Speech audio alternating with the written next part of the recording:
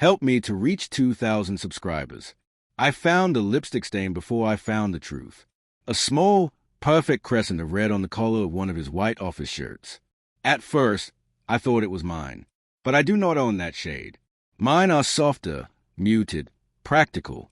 This one was bold, loud, a shade worn by someone who wanted to be seen. My heart stopped, not metaphorically. It actually paused. A terrifying stillness pulsed through me as if my body refused to continue, without understanding what it was looking at. I told myself a story. Maybe a coworker hugged him. Maybe it brushed onto him from a fabric in a store. Maybe it was a trick of the light. But the red was real, and it was deliberate. I held the shirt in my hand for a long moment, breathing in the cold smell of detergent and something unfamiliar, something floral, something too intimate to belong on my husband's clothes. I always joked that Daniel was married to his work. Late nights, weekend calls, sudden emergencies. His job was demanding, but he loved it. I even teased him about it.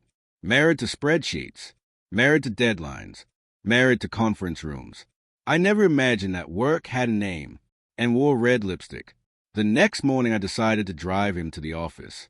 He seemed surprised, then oddly stiff, like my presence disrupted an unspoken schedule. "You sure?" he asked. "I have a lot to do today." "I know," I said. "I just want to see you off." He nodded, but something flickered in his eyes. Not guilt, not fear. Something quieter, something controlled. The lobby of his building buzzed with fluorescent light and clicking heels. As we reached the elevator, a woman stepped out. She was striking, confident, her hair in a sleek bun, her lips painted the same unmistakable red. Daniel froze. Not visibly, but I felt the shift in his breathing. The woman's gaze flickered to me, then to him. A microsecond of recognition. Too quick to catch if you were not looking for it. But I was. "Morning," she said to Daniel with a polite smile that felt rehearsed. "Morning," he replied, too softly. She walked away, and I watched him watching her walk away. Not the full tone of a man caught in desire. Something more dangerous. Something like longing mixed with dread. "Who is she?" I asked. He blinked. "Oh, that's Maya, one of the project leads. She seems close to you." "She leads the team next to mine," he said. "We interact a lot." His voice was steady, controlled, practiced. That frightened me more than any confession. The rest of the day I tried to convince myself I was imagining things. Married women do this. We create illusions of peace because the alternative is too painful to accept. But at night, when I entered his office to bring him tea, I saw something on his desk that shattered every illusion. A sticky note, in that same red lipstick shade written in perfect cursive. "Thank you for today." No name, no signature. But she did not need one. My throat closed. The paper trembled in my fingers. I heard him behind me before he spoke. "That is not what you think," he said gently. "Then tell me what it is." He looked exhausted, or defeated, or both. She has been going through a lot. Her marriage ended. She leans on me. But it is not what it looks like. I wanted to believe him. God, I wanted to. My marriage was not perfect, but it was ours. 19 years of memories, laughter, hollow fights, reconciliations, plans. It was built on trust. Oh, I thought it was. "Why is her lipstick on your collar?" I whispered. He opened his mouth, but no words came out. Silence is sometimes louder than truth.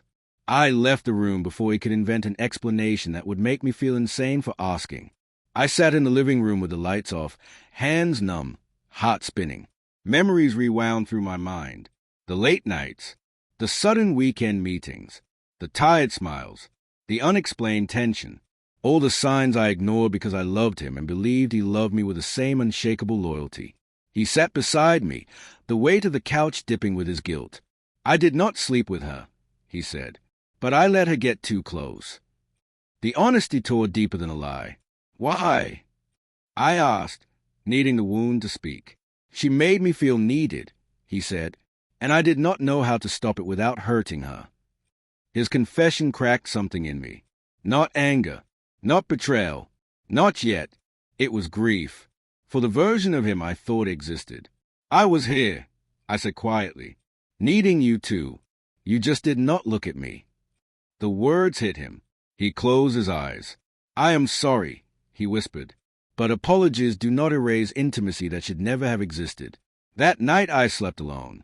The bed felt colder than it ever had, but there was clarity in the cold. Sometimes betrayal is not a single act. Sometimes it is a slow drifting of a partner into someone else's emotional orbit.